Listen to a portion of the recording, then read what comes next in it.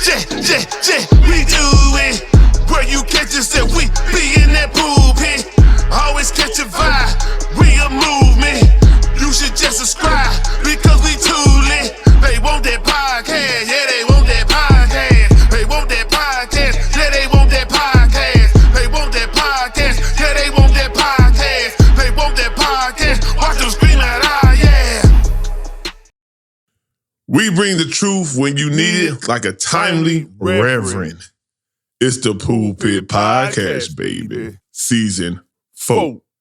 Episode 97. Yeah. What the business is. It's that man with the plan, Big Kev. And that's Cuz with the buzz, Big Bo. Yo. And you know we got that food for your soul. For sure.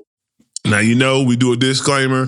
I see a lot of people catching on to this shit or why we do it. That's right. You know, sometimes you just gotta say what you feel and stand on it. The key saying out nowadays is standing on business. That's what we do. Standing on business. And meaning you could say the most outlandish shit, but I stand on it. Okay. That's my word. I stand on it. But with that being said, I also want to give people a chance to turn away from what we standing on as well. So this is why we do the disclaimer. The Pulpit Podcast is not a gospel or religious podcast. Say it once more. I said, you know I got to do it. I said, the Pulpit Podcast is not a gospel or religious podcast, but we are bringing the gospel in the form of information straight like that. Straight like that. And y'all know, this podcast is based on the foundation of positivity, motivation, inspiration, and most importantly, love. So we don't do anything without a weekly affirmation. And I got something for us. Message. Little by little, day by day, what is meant for you will find its way. Oh, yeah. Hey, I seen it this morning. I was like, that is great, because sometimes we put so much pressure on ourselves to make shit happen now. You know, we're in a society where it's the microwave society. Everybody want it now. I need it now. If it don't happen, then God forsaken me, or just things are bad. Sometimes you just have to wait on it. It's coming. It ain't your time, grasshopper. It's coming. Is that the Family Matters theme song? That's what it sound like. Sound like the lyrics from the Family Matters theme song. I don't really know the Family Matters theme song, so I couldn't. Days go by. Yeah, I don't think them the same words, but if you wanted to sing, you could just said that. So again, you rocking with the best. You rocking with Big Bo and Big Kev from the Midwest. Yes.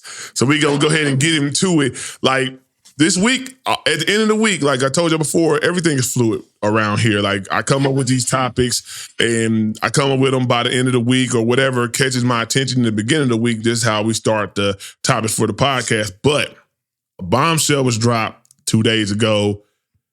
Kendrick, out of nowhere, on a Future and Metro Boomin song called Like That, came at the so-called Big Three. You know, at J. Cole and Drake. And I just wanted to have a discussion with my cousin, just like, who is the best between them? And you can have your own criteria, what makes you think one is better than the other. You could break it down, or you could just say whatever.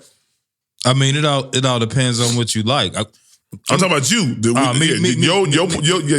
point on my guy's Kendrick, of course. I mean, that's my guy. But you know, I'm also a fan of J. Cole. I appreciate what he does. Okay. You know, I mean, and I actually like what Drake has his lane, you know, and he stays. He definitely got his lane. And you know, even though people want him to switch up, I mean, he stays in his lane. He stays in his lane. He got his format, his blueprint. You can't, you know, knock him for staying in it because it's working. You know, you can't. But I mean, but for as anybody, it all depends on what you're into. If you're into someone who's and when I say pop, you know, a lot of times people say pop and they automatically say, watered down or giving.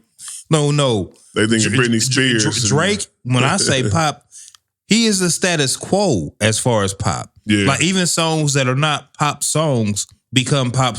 Like was the Shooter song with J. Cole? Yeah, that's not a pop record whatsoever. But they played on the radio like it's a single. But because of who it is and his name, and because the people behind him, not even the machine, but the fans. It ain't even the machine. The fans behind him. That's real. That turns that song into a pop record. Yeah, you know. But it all depends on, you know, what you like. Where, like, if you like substance, you like vulnerability. You might be more of a in depth, you know, a J. Cole fan. You know what I'm saying? Yeah. If you want superior storytelling, you might be a Kendrick Lamar fan, because Kendrick Lamar has made a couple concept albums, not just a one couple or two concept albums, not song, concept albums. You know, Section 80, Mad Kid City, To Pimp a Butterfly, Damn, and the one he just dropped. I mean, these are concept Mr. albums. Morale and the Big Steppers. You know, so it just all depends on what you like, what you're into. But I mean, all of them are very good at what they do. Exactly. I mean, this is just like everyday debate about who's the GOAT of basketball. You have your likings, you have your criteria. At the end of the day, I like what somebody had put it. It made sense. And then I broke it down to something different. Like, I'm all about when you have a discussion about GOAT, you say GOAT, you say best, you have to have a criteria. So somebody said they looked at Drake as the entertainer, the seller. You know, he's the one that's going to be coming with the pop hits. That's like Bo said, you know what I'm saying? The singles is going to be on the charts, the Billboard charts forever. He going to break records like breaking Michael Jackson records and things of that nature. That's Drake's appeal, right? Kendrick is the artist. Like, it is art being presented. You know what I'm saying? When he does his album, like you said, concept albums, that's art. You have to be in a creative mindset to come up with these albums that Kendrick come up with, in these songs, and how the placement of the songs and what he's talking about and the in-depth vulnerability that he shows. That comes with creativity and artism, you know what I'm saying? And being an artist, right? J. Cole is a rapper. He's a rapper's rapper. You talk about bars on top of bars, delivery, cadence, that's J. Cole. And that's what he's been doing this last, summer and a half, whatever you want to do, the last 2 years. Every feature he's been on, he has smoked the MC. And he has had memorable 16s on every song. But when you get down to the nitty gritty of it, I'm going to rock with K-Dot on this thing. I've seen K-Dot make songs that be on the radio. So he's there with Drake, right? Because when Damn came out, Be Humble was on the radio. Prior to that, you know what I'm saying? What's the song with Don't Kill My Vibe? He's had these radio hits, you know what I'm saying? Yeah. And even beyond that. Then his stage presence. Have you ever been to a Kendrick Lamar show or seen it? Nah, it's so on TV or YouTube of it? His show is ridiculous, right? And then he can rap his ass off too. He can be a J. Cole.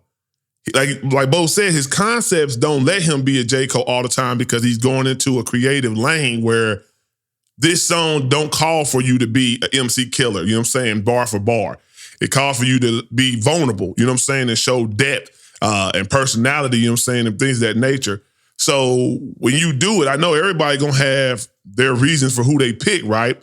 So ultimately, you're not wrong for whoever you pick. This is based on what you like, your criteria for GOAT status, and things of that nature. I did want to say this, though. Do you think, because, you know, they've been doing subliminal diss to each other for like years, right? Now that Kendrick kind of really sending direct shots, you know what I'm saying? Certain quotes in his rap, you know they are direct shots to certain people, right? Do you think Drake or Cole will directly respond to Kendrick? I think both of them will. You do? Yeah, I think both of them will. I don't think Drake will. He'll do a subliminal in a song like he always does. The only person I've ever seen Drake, I haven't really seen Drake respond to somebody directly where you knew he does subliminal in songs. Nah, that one. Besides him and Kanye, you knew that was a Kanye. Yeah, but it's still subliminal. The only one he really like called it out was Push.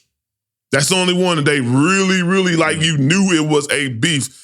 All these top rappers throw jabs at each other all the time in their song because it's a competitive market, period. If you say you the top, I say I'm the top, one of us gotta fall. Shit, it's gonna be one king. Shit. So yeah, somebody they gonna say something. But I do think because the mission that J. Cole is on right now, as being the best MC and the best to do it, you can't let that ride. You can't get on all these tracks and say, I'm killing everybody on the feature. I'm the best with the flow, da-da-da-da. And then this man come at you like that and you don't say nothing back. And you know what? It totally killed J. Cole on that because J. Cole had just dropped that verse like a couple days earlier. Oh, the song. Was it that might delete later. Yeah. You know what I'm saying? So everybody was just talking about that. Then all of a sudden. Now everybody talking about that Kendrick. I mean, it totally shut that J. Cole. Whatever. What was that about again? Like, and then Future's a funny motherfucker. I'm gonna tell you this because the underlying thing is they're saying now that Future and Drake have issues, right? They've been saying for about a year now. But it really like coming really, really like in the forefront because of the "We Don't Trust You" title and then reference to the dog. You know what I'm saying? It's like it's little references that you can hear to be like, okay, yeah, there's something there. But the fact that he let Kendrick get on his song and play it out like that is hilarious. And you already know I don't really fuck with you, and he don't like you neither. I'm gonna stick my dog on him. I'm gonna just let him get at you. Because Future don't say nothing in the song really about Drake or nothing. Nobody will say anything that Future's saying is like, beef starting, right? He's just rapping it, doing what Future do, talking about hoes, some lean, a pocket full of money, boys on the block, you know what I'm saying? That's Future. But hey, when K-Dot come on there, it's just like, man, that's how you feel, K-Dot? You know where that's going. So I'm just kind of eager to see how this plays out. I love, as an MC that came up battling people and knowing what hip hop's foundation is and structure is being competitive and competing, I like to see shit like this. It don't get to have to be the violence and shit like that. Keep it straight bars and songs. And hey, it's good for everybody. For real. All right. So we're going to get into something else I seen. It's on a couple factors, right? So I seen Angela Reese was mad and upset that somebody has taken her face and putting her in a very, very derogative position. A porno, basically her face on a porno video and pics and things of that nature. And I seen Taylor Swift had the same situation around Super Bowl. You like, it looked real. If you've seen these pictures, you would be like, damn, is that her? Is that not her? And I want to know, should AI be regulated or done away with? No, it should be regulated. Like, I feel the same way. It should be regulated because there are some benefits to it, but also at the same time, it's the wild, wild west. It's some wild cowboys out here. They out here shooting. Yeah, just out here. Yosemite Sam's out here, boy, just rooting, tooting, shooting. Like, just letting them off. Because just imagine, I'm just saying, we're regular people, right? And we got no type of stake in the game, right? As far as being a celebrity. Just imagine as you look up one day and somebody done put your picture on a porn star, whether good or bad. It could be like, we're talking from men's status, right? Let's picture this. Like, let's say I look up one day and somebody put me on a picture of a man and, he's a known porn star. I'm like, what the fuck? Hold up. That ain't me. And now you're trying to defend yourself to say, hey, I didn't take no picture like that.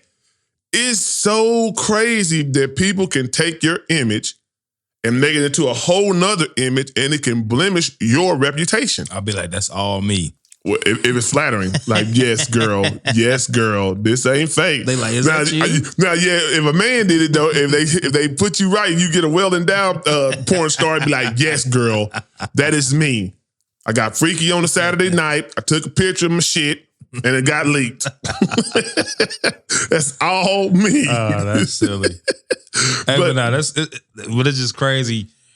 I mean, because I've seen some AI stuff recently, that like are very beneficial. Very beneficial. Like, I don't know, using it to, from like animatronics for like people who got missing arms and stuff and being able to move. It has its benefit. And it's like, oh, that's wonderful. And then you look up on the internet and they got people stripping. Porn. Straight porn. Straight porn. And they had nothing to do with it. But AI is beneficial in a lot of factors, like as far as mixing and mastering the music, right? They have these AI mastering tools, you know what I'm saying? Things to make it easier for the average person who doesn't have the money to spend to make an album, you know what I'm saying, but has a music outlet, you can do it yourself, right? And make it sound pretty decent enough, you know what I'm saying, where you don't feel, embarrassed by motherfuckers listening to it because it sounds like trash. Those are the beneficial things of it. There's a lot of beneficial purposes of AI that's, moving us into the future.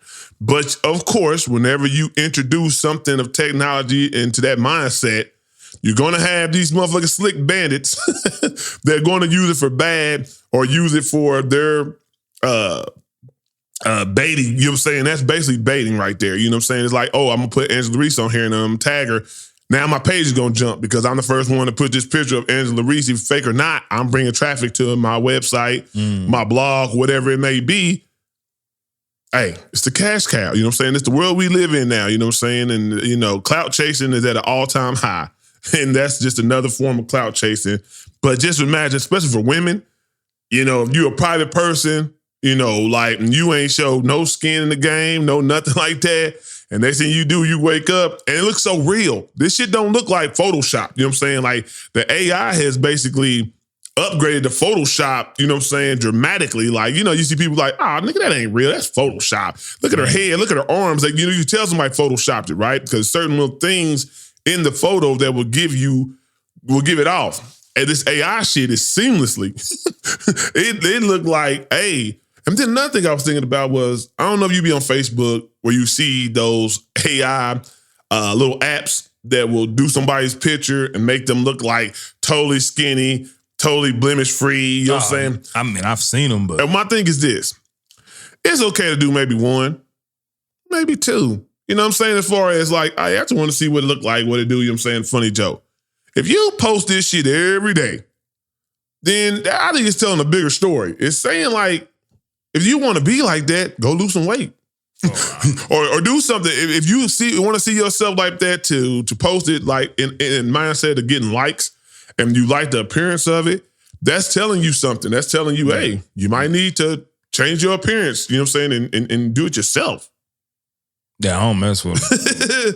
Now, my cousin, he do some silly shit. Like this nigga be making himself as superheroes and everything. 60, 70 people, cartoon. He played with it truly for the creative aspect of it, right? He ain't trying to beautify himself, you know what I'm saying, to make himself look like this, that, and the third. He's just playing around with it. So I can see a person doing that too. But when you literally make yourself look, if you're a big girl or big dude and you make yourself all muscular and you know what I'm saying, you make yourself all fit and fine and whatnot, and you post it like, this your picture, like, that ain't you. It's like, you might as well just grab, that's like taking a photo out of the photo album when they used to come with a family and just be like, this is me. This is our family. Fake ass shit, man. Like, for real, though. All right, so this is something you got to think about, too, because I twisted up the question. I wanted to get Cuz on this one, right? Best soundtrack for a movie that was also deemed as good. Because it's a soundtrack for movies. It's like, the movie was trash, but the soundtrack was banging. Yeah. What soundtrack in your head do you think the movie was also good to follow? Well, man, I'm going to just go because of the movie standing the test of time and having the soundtrack that it had. I'm going to go with Menace to Society. Because of the movie and the soundtrack. Because some of these movies, they had a great soundtrack, but when you look at that movie, you like, man, this movie is a little booksy, a little suspect, a little tubish, like a little tubish, the above. I would say the ones that follow suit like that, and I will say this because if you look at Above the Rim and you take out the essence of Tupac, you take out the essence of Bernie Mac, the movie itself is not greatly acted and the script is not great if you really look at it. We're just so hyped because it's hip hop based and a lot of the people that we know, Dwayne Martin, you know what I'm saying, has got a basketball influence. Yeah, Marlon Wayans, you know what I'm saying? And you got these people who in hip hop or entertainment, like, damn, okay, this got to be a good movie. We make it a classic, you know what I'm saying? If you really, really just take all those factors out, it's not a good movie. But the soundtrack is ridiculous. Yeah, the soundtrack is probably one of my favorite soundtracks. I would say this is my favorite soundtrack, but I cannot say that it's a movie. It is a movie, but it's a bootleg movie. And Murder Was the Case soundtrack is probably one of my favorite soundtracks. That wasn't a bootleg movie. that movie wasn't really like a real. It was almost like a Tubi movie too. I mean, it wasn't, you know, it wasn't a full-fledged movie. Yeah, it was a music video. It was like the Master P movies when he used to drop us. It was like an extended music video. Exactly. But I'm just saying it was supposed to be the movie and the soundtrack. Yeah. So they considered it a movie, but that was terrible too. But the soundtrack was banging. I know the soundtrack was classic. As far as the soundtrack, I'm gonna go with that every day. But as far as, like I say, Bo said, Mr. Society would be the best one with the movie and the soundtrack to follow. Y'all let us know what y'all think. Can you think of something else? Nah, I was thinking about Boomerang. Boomerang is cool. Soundtrack is okay, got a couple songs on there, but I'm talking about really like, if they did 13, 14 cuts, you got at least 7 to 10 that was banging. I mean, but Boomerang had what? End of the Road, had Tony Braxton. It did have Love Should Have Brought You to Me. Yeah. What other movie could I think of that might have, I know, because we used to get hyped. You remember back in the day, we used to get hyped to get the soundtrack, you know what I'm saying, for a movie. It was like, I want to see who's on there. Seeing if the Wu-Tang dropped something new on there, seeing if an artist dropped some new song that they don't have on their other album on there. It used to be, we're trying to get something new, you know what I'm saying? Because they normally used to drop a B-side shit, you know what I'm saying, or something like that. Don't Be a Menace soundtrack. Yeah, Don't Be a Menace soundtrack is actually decent. But the movie is hilarious. So that could be in the running because they got the Wu-Tang Winter Wars on there. They got a whole bunch of shit on there. So that could be in the running too. Because Don't Be a Menace, you know what I'm saying? That was funny. For what it is, you know what I'm saying? It's funny. It's a funny ass movie. So that would be in the running too. Was it Sunset Park? Sunset Park. That was cool. It had maybe like a couple songs on there. I don't know to say. Had that Mobb Deep. Yeah, it had a couple songs on there. I don't know if it the full soundtrack, but yeah. The one I know that I've heard, you know what I'm saying, is probably Menace, you know what I'm saying, because it's straight up Menace. I used to ride out to that shit all the time. I had a whole bunch of songs. Straight up. I know it do, but that was my song, for real. Now I think what you call it on their podcast, they was just asking is Straight Up Menace like the best soundtrack song, like song for a soundtrack. It might be. I mean, it definitely embodies everything that happened in the movie. I mean, like you can't front. Was that Ice-T Hustler for New Jack City? New Jack City. Oh, the New Jack City did have a good one too. Yeah. They had some old school songs in there. Living just enough. New Jack City had some shit too, man. Now you just said that they did have a soundtrack, and we know the movie's definitely dope.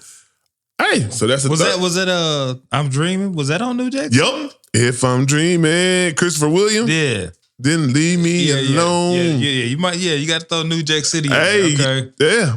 Okay. Yeah. Now that you get to thinking of the songs, you have to definitely throw that on there. House Party. House Party. I can't remember House Party's what's called. I'm pretty sure it did have a whole bunch of hip hop influence though. I'd have to look that one up. I know that they had that Full Force song. Yeah, they definitely has a Full Force on there, and the Kid and Play song Ain't Gonna Hurt Nobody. No, that was on part 2. And what was on the first one then? Did they perform a song on the first one? I forget what was on the first one, but yeah, Ain't Gonna Hurt Nobody's on part 2. Yeah, that's a good Kid and Play song right there. So yeah, y'all let us know what's the best soundtrack y'all think, and movie. Remember, that's what makes it hard. The movie's got to be good. The movie has to be good too with the soundtrack. Y'all let us know. All right, you got anything else to talk about? Cause we do know March Madness is going on right now. So we got entertainment. Well, first March Madness, has started. Yeah, we've had some upsets already, some buzzer beaters, some close ones, some overtime. So March Madness is doing March Madness type things.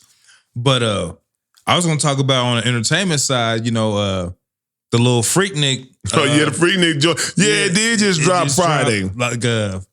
It's probably about 20 minutes left. I got to finish it up. I ain't got a chance to watch it. I'm going to watch it tonight.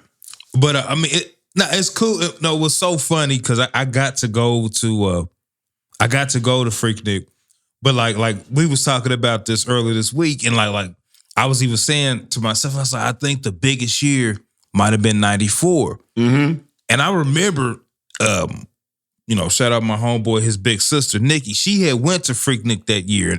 And I remember her coming back.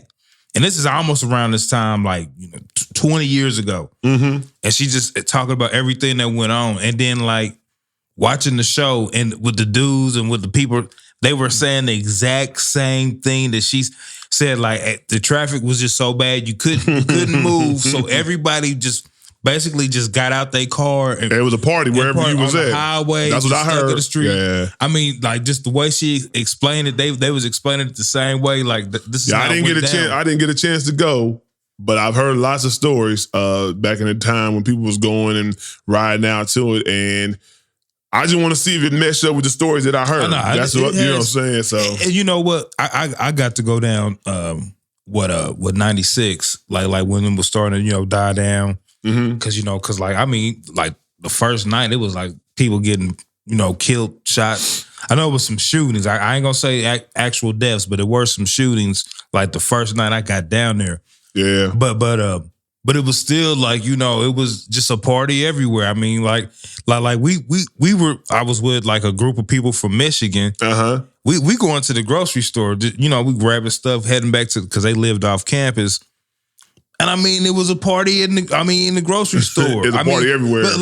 Like literally, it could be somebody who lives around the corner, just went out at the gas mart, had him some nips all day, hanging out there all day, and probably was like, damn, this is the best weekend ever. Because people just pulling up, parking.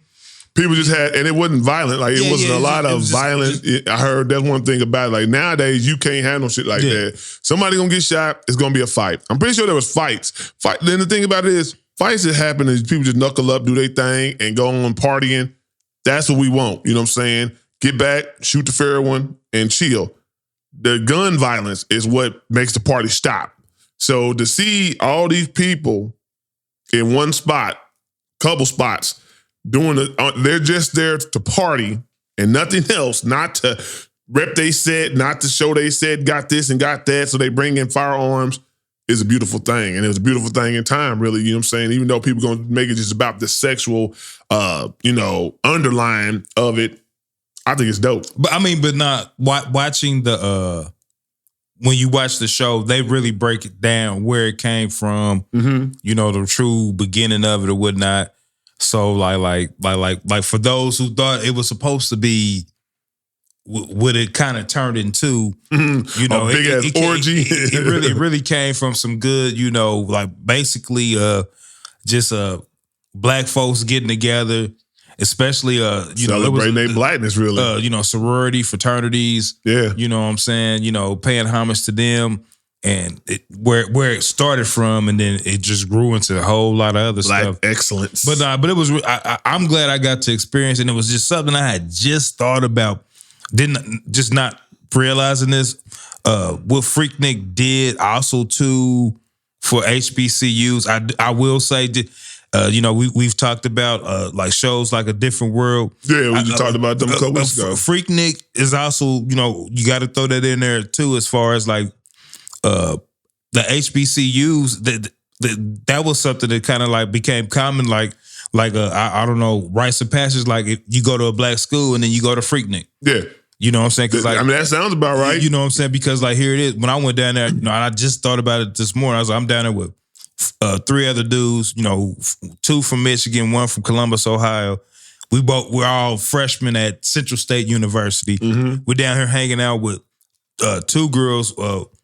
They were either going to Morris Brown or Clark. They were from Michigan.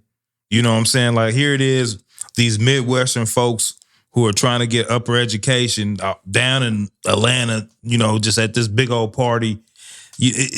Sometimes you take things or moments for granted, not even thinking, here we got the real life friends going on. Real. Sitting down here in Atlanta, ain't none of us from here, but everybody, we done just got brought here by just different circumstances. But like, but it brought the heart to, like, even though Freaknik was, it got to the risque nasty, but it was really also about, higher learning. Yeah. Black excellence at Black the end of the excellence, day. Yeah, you know what I'm saying? Just, FUBU, for us, by us. For us, by us. That's really the heart of what Freaknik came from. So, and I think I haven't finished it all the way, but it does show that and highlight that on the show. It's not just, just showing, some of these aunties out here doing with, and these uncles. These uncles was wilding out too. You know what I'm saying? A lot of them, some of them got down here and was like, "Oh, I get to be free," and they really was free out. They was free in the motherfucker, boy. I did see that part of it. Free in the motherfucker, door.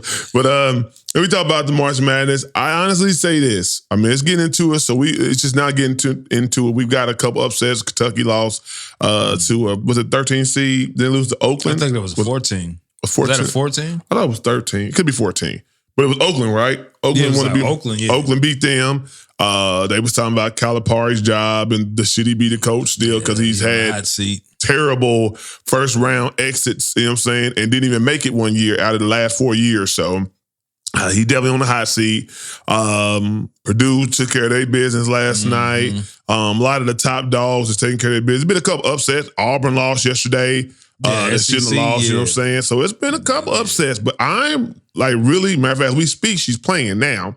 But we probably miss her, but I'm going to watch Juju Watkins. I'm more geared up to watch the women's side of things this year. You know what I'm saying? I know more about the women than men. That says a lot for women's sports. You know what I'm saying? The fact that a lot of men are wanting to see Caitlin Clark, wanting to see Juju Watkins, wanting to see the South Carolina team, you know what I'm saying? And I don't know the girl who signed with Under Armour with Steph Curry, but she's supposed to be exciting for them.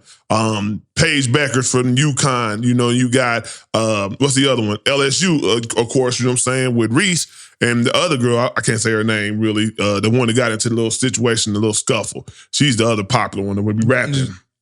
I can't think of her name. Flau'jae, yeah, something like that. I don't want to mispronounce it though, but yeah, those women are sparking interest where the men the men's side is cool because it's basketball and it's March Madness, but I'm really want to check out the women's side of it. With the men, it's like as soon as you get to a star level, you go pro, or they got that damn or they transfer. They transfer portal so much you don't know where, who, what. Where you can get behind the they team. was on a team 1 year, next year they got a whole new team. Who, that transfer portal motherfucker, boy.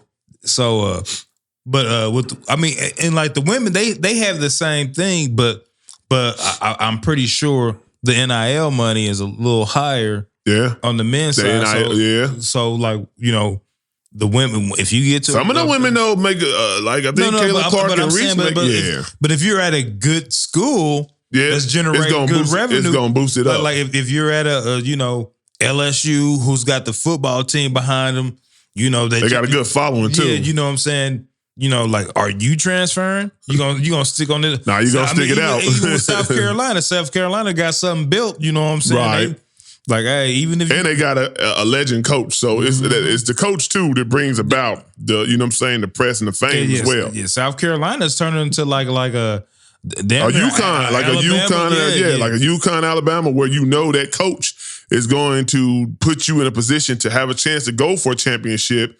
And what she demands, and the players that came from that program already, and what they're doing in the WNBA. So yeah. But shout out to just all the college kids. You know what I'm saying? It's definitely the most entertaining time of the year. March Madness. I don't watch college basketball during the season. But March Madness, I am glued in there watching teams I've never even seen. I literally watched the Oakland game, and that dude was shooting the threes, and I'm like, I've never heard this dude a day in my life. I didn't get to watch that game. But he was excited, and I think that's the difference between... he knocked down 7 threes in the first half. Yeah, dude. And then the thing is, he's matter of fact, he only averaged 12. Bro, he only averaged 12 points in the regular season, though. Had 30 points, G. Like one shining moment. And that's what makes it beautiful. And that's kind of like what the in-game season tournament and the other stuff that come with, those one-game situation, the play-in tournament. One game with athletes and pro athletes, man. Football might need to go to that. Like outskirt people, one game. I mean, football's already like that, you know what I'm saying? But just give a person a chance to get into the playoffs, even if they on the outskirts. You know what I'm saying? You know how exciting those teams play to just try to get into the playoffs? So that's dope. All right, so we're going to call up Uncle OG. I don't know if he'll answer. He is playing softball, but he did say he might be available. I'm going to be in trouble anyway because I did not do my homework. Yeah, I cannot remember. I ain't even going to front. A lot going on. A lot going on. So, let me find him real quick and see if he's available.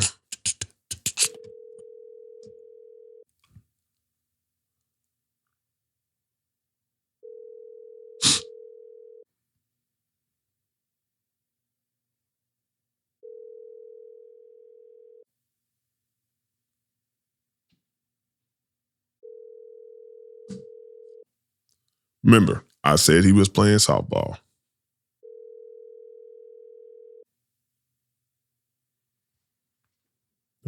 Three, 1, 7. All right. So he might be out there doing his thing. So we just had to get back with him on another note then. And I know you got anything else, Bo? Oh no, I did also want to mention for the hip hop heads, I just got to catch the Cold Chillin' Unsung, Cold Chillin' Records, which basically is the Juice Crew, you could say, records. Yeah. Marley Marl, Biz Markie, Big Daddy Kane, Coogee Rap, Master Ace, MC Shan, Roxanne Shante, Craig G. Hey. You know what I'm saying? All of them were signed to Cold Chillin' basically. But it's a good look at, a hip hop record label that like I just said, probably produced some of the best MCs to come out.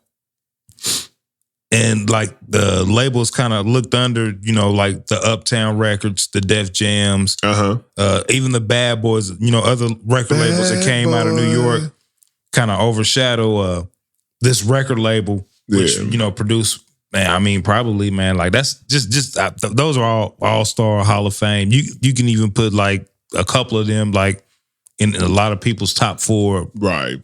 So, but no, it's a good little show. Just seeing how they came about and what they did to, get their names out there and, expose hip hop. That's what's up. Hip hop's the love is always the foundation of me and Bo. No matter what we do, I think it's the foundation of a lot of people, and they don't even know it.